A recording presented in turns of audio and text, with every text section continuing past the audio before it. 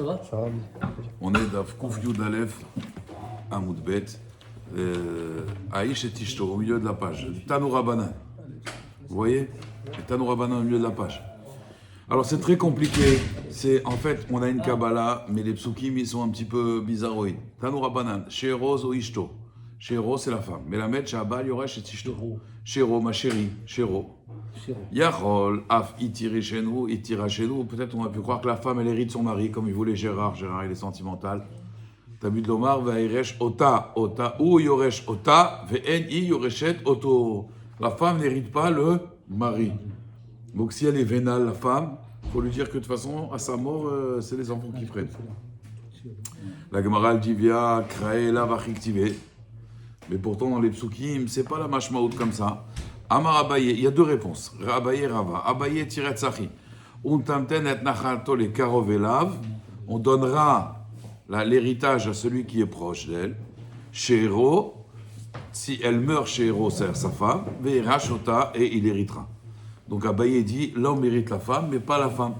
Amarava sakina charifa mafseka kar'e. Toi, tu as coupé les psukim avec un couteau aiguisé. Parce qu'en vérité, il y a marqué d'abord chez Héro, après il y a marqué Karov. Alors que là, il a dit Nachalato, les Karov et Lav, et après il met chez Héro, alors que chez Héro, il est avant. Et là, Marava Rikamar, il faut dire Untaten et Nachalat chez Héro lo. En fait, il y a marqué Untantem et Nachalato. Le Vav de Nachalato, tu l'enlèves. Et les chez Héro, le Lamed de les chez Héro, tu l'enlèves. Et tu fais un mot, ça fait lo. Pourquoi? Car ça va Groaim, Mosafim et Dorshin. On peut enlever des lettres, on peut rajouter des lettres, faire un mot et faire la dracha. Encore une fois, ça c'est parce qu'ils ont une Kabbalah, la femme chez Messina est comme ça, sinon ils ne pourraient pas tordre des psukim. Vaïtana, et il y a un Tana, Maïtela Meacham, il y a un Tana, un autre Tana, qui l'apprend d'ici, des Tanya. Vaïrash Ota, il y a marqué, il va l'hériter, mais la Med, Shabal, Yoresh et Tishto, d'ivré Rabbi Akiva. Ça c'est Rabbi Akiva. Rabbi Shmuel Omer, Eno Tsarir. Rabbi Shmuel, il dit, j'ai pas besoin, pourquoi? Aré ou Omer, il y a marqué Vekol bat Yoreshet Nachala Mimatot Israël, Mimatot Ben Israël. Il y a marqué toute fille héritera d'un héritage, Mimatot des tribus de Ben Israël, les Echad Mimishpacha. Ou Beasavat Abara la Katou Medaber. Donc le passouk là ici parle que le mari, en fait, il va faire passer l'héritage de la femme dans sa tribu à lui. Veomer, on ramène une autre preuve. Velo Tisov Nachala le Ben Israël Mimate El Mate. Tu ne feras pas passer, tu ne feras pas tourner l'héritage des Israël d'une tribu à une autre tribu. Là, on parle encore une fois, c'est quand on a partagé la terre de Eretz Israël. Il ne fallait pas qu'il y ait des mariages mixtes entre tribus. Sinon, l'héritage, il passait, et le territoire est passé d'une tribu à une autre tribu. On ne voulait pas ça. Vayomer, velo tisav nachala mimate le mate acher. Vayomer, donc ça, c'est des preuves. Elazar ben Aaron, Met, il est mort, Elazar ben Aaron, le père de Pinchas. Et on l'a enterré dans la vallée de Pinchas. D'où on sait que Pinchas, normalement un fils, il a l'héritage du père. D'où on sait qu'il avait une vallée en plus. Et là, Melamed chez Nasa, Pinchas Isha, Umeta, Virsha. De là, on apprend que Pinchas, il a épousé une femme, elle est morte, et il a pu prendre l'héritage. Vayomer, là c'est un passouk dans Divrei Yamim. Ou Zgouv. C'est son nom. Zgouv, Olid et Yair. Zgouv, il a eu un enfant, il l'a appelé Yair. Et il a eu ce Yair là, Esrim Veshalosh Harim, Be'eretz Gilad. Il a eu 23 villes dans la terre de Gilad. Alors les Farshim, ils disent que Gilad, c'était dans la tribu de Ménaché. Et Yair, il vient de la tribu de Yehuda. Donc comment il a pu avoir 23 villes dans la tribu de Ménaché? Vechiminaïn le Yair, Shelo Ayalol Zgouv. Comment il a pu avoir 23 villes qu'il n'avait pas? Son père Ségouv. Et là, Melamed, chez Nasa Yair Isha, Umeta, Veyersha, et il a hérité. Alors la Gemara demande pourquoi toutes ces preuves-là qu'un homme il hérite sa femme. Maï Veomer, à chaque fois, 5 fois. La Gemara elle dit, je vais t'expliquer. Veritema, peut-être tu vas me dire, Besibata ben kakapikra. Peut-être que le pasouk en vérité, il parle que l'enfant a hérité la mère, mais pas le mari. Aval Baal, lo yarit, mais le mari, il n'hérite pas. Peut-être quand la femme, elle meurt, vous savez, c'est qui hérite? C'est le garçon. Mais pas, quand la femme meurt, c'est le garçon qui hérite, mais pas le mari. D'où tu sais? Tashma, il y a marqué, Velotisav nachala l'Ibn Israël, mimate el mate. le passouk qui va m'apprendre qu'en réalité, si c'était le fils, on n'aurait pas eu besoin 2 fois de le marquer. Si on l'a marqué 2 fois, c'est que on parle du mari. La Gemara dit Vechitema, la Voralav, Bela, Vease. Peut-être qu'en vérité, la Torah l'a répété pour dire celui qui fait passer l'héritage d'une famille à une autre famille, il est ouvert Bela, vous Bease. Tashma, viens écoute. Lotisav Nachala, Mimate, le Mate, Acher. Il y a encore un autre pasouk. La Gemara dit Vechitema, la Voralav, Beshne, Lavim, Vease. Peut-être qu'en vérité, c'est pour transgresser 2 Lavim plus un Assez. C'est pour ça qu'on a ramené tous ces psukim. La Gemara dit Tashma, Ve'elazar ben Aaron met. On voit que Elazar, le fils d'Aaron, il est mort et où il a été enterré dans la vallée de Pinchas. Comment Pinchas il a une vallée, machma qu'il a épousé une femme. La Gemara dit Vechit ma Elazar ou denasi viteta. Peut-être que Elazar il a hérité, il a épousé une femme. Va Meta, il est mort cette femme avec qui elle a eu Pinchas, monsieur. Veyarta Pinchas et Pinchas il a hérité. La Gemara dit Tashma, alors je te ramène Zgouv Olid et Yair. Voilà un autre pasouk où un homme hérite sa femme. La Gemara dit Vechitema tam nami achiou. Peut-être là-bas c'est pareil. Zgouv il s'est marié avec une fille, avec une femme. Il a eu Yair et sa femme est morte et c'est Yair qui a hérité, c'est pas Zgouv. Donc du coup on peut dire que un homme n'hérite pas sa femme. La Gemara dit Imkem trikrae lamali. Pourquoi tu me ramènes 2 versets? Et là si tu ramènes 2 versets, c'est Vadaï qu'il y en a un pour dire que le fils il hérite sa mère, c'est vrai, mais un autre que le mari hérite sa femme.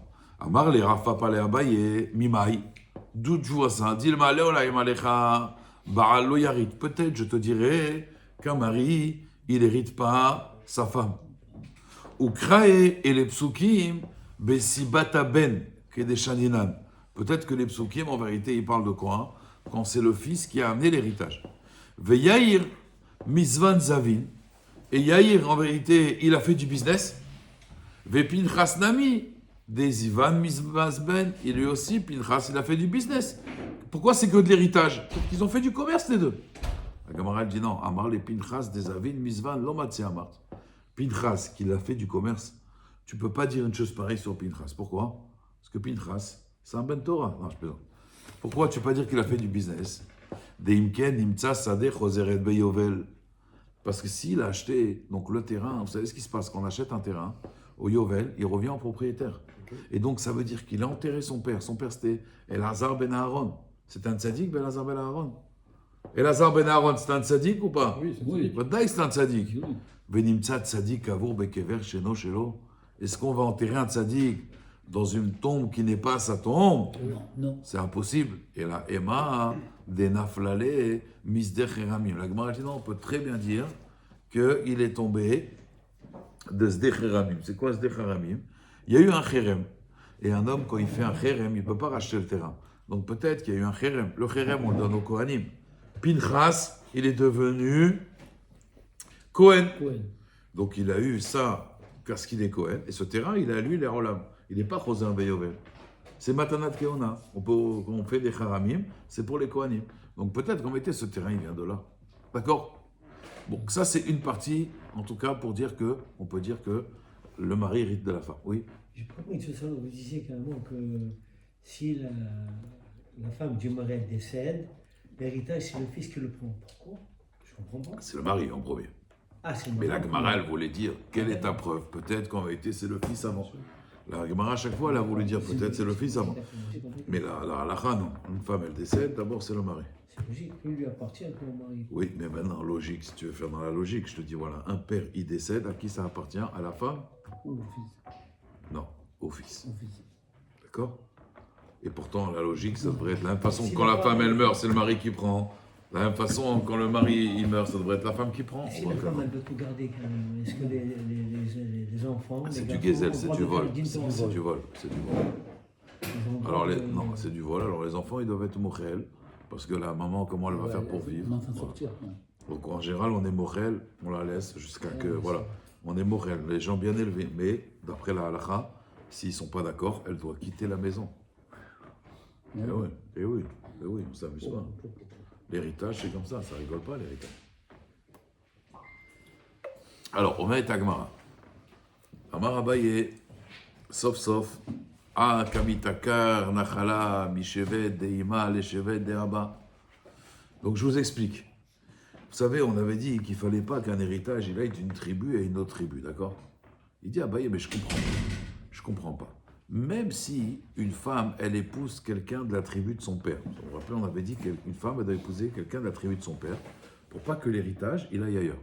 Mais son papa, lui, il s'est peut-être marié avec une femme qui était d'une autre tribu.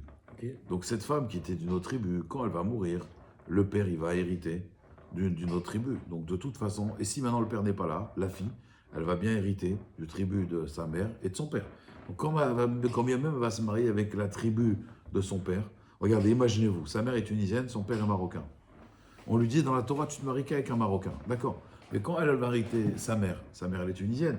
Donc l'argent des Tunisiens, il va passer chez les Marocains. Non, je préserve. T'as compris ou pas? Ouais. Donc ça veut dire, ah bah il dit, mais à quoi ça sert? Arrête, sauf, Karamitaker Nachala, Mishvata Deima, les chevets de Abba, la Gemara dit, ou Mimai, Dilma Atam, Dilma Shane Atam, Shekvar ou Seba. Là-bas, c'est pas pareil, c'est déjà passé. La Gemara dit, Shekvar ou Seba, l'Oua, on ne va pas dire parce que c'est déjà passé. Amar les Ravashi, Amar les Ravi, Amar les Ravashi, Yamar Beshlama, Shekvar ou Seba, Aïnou des Moutouk Makra. Si tu dis que c'est pas grave si l'héritage de la mère est déjà passé, là je comprends qu'on explique le passo et qu'on dit, madame, tu dois épouser que quelqu'un de ta tribu. Donc ben besibata ben besibata bal. Et là il y a un marque, mais si tu dis de loam rinan shekvar ou seba, ki menatsava le echan mishpachat avi amayave, hameakre nachala mishevet deima, shevet deaba. Encore une fois, si elle se marie, sa mère elle est tunisienne, elle fait passer l'héritage de sa mère, même si son mari il est de la tribu de son père. Elle fait quand même passer l'argent de la mère à la tribu du père. La Gemara, elle dit non. Des samchinan, les gavra d'avoua, mishevet d'avoua, veima des shevet ima. On va trouver, elle, sa mère c'est une Tunisienne, son père c'est un Marocain. On va trouver pareil. Quelqu'un que sa mère, elle est tunisienne, et son père, il est Marocain. La Gemara, elle dit, Iachri, si c'est comme ça, on aurait dû marquer dans le pasouk. Haï les chad, mimishpachat avia, veima, ibaele. On a dit quoi? Tu dois te marier avec un mimishpachat avia. On aurait dû dire mimishpachat avia ou mimishpachat ima. La Gemara elle dit iktiv achi. Si on avait écrit comme ça, hein, on se serait trompé. Pourquoi? Avamina filo ifra. On aurait dit même le contraire. Ça veut dire le khatan il vient. Ton père il est quoi? Tunisien. Ta mère marocaine. Ah ben moi c'est pareil mais c'est l'inverse. Ma mère est tunisienne, mon père est marocain. Non, on aurait pu croire que ça marche. Comme Ashmalan que non. Iktivachi avamina filo ifra kamashmalan que non. Kamashmalan que quoi, Rabotai? Que elle doit se marier uniquement avec quelqu'un qui est de la tribu de son père et que sa mère aussi, elle est de la même tribu. Comprenez? Pour pas faire passer d'un héritage à un autre héritage. Il faut savoir, Rabotai, qu'à l'époque de la Torah, l'héritage était très important, qui restait dans la famille. Pour ça, d'ailleurs, même il y a plein des gens qui se mariaient entre eux. Par exemple, les Kohanim, ils se mariaient qu'entre Kohanim. Des familles, les Marcianos, je sais qu'ils se mariaient qu'entre Marcianos.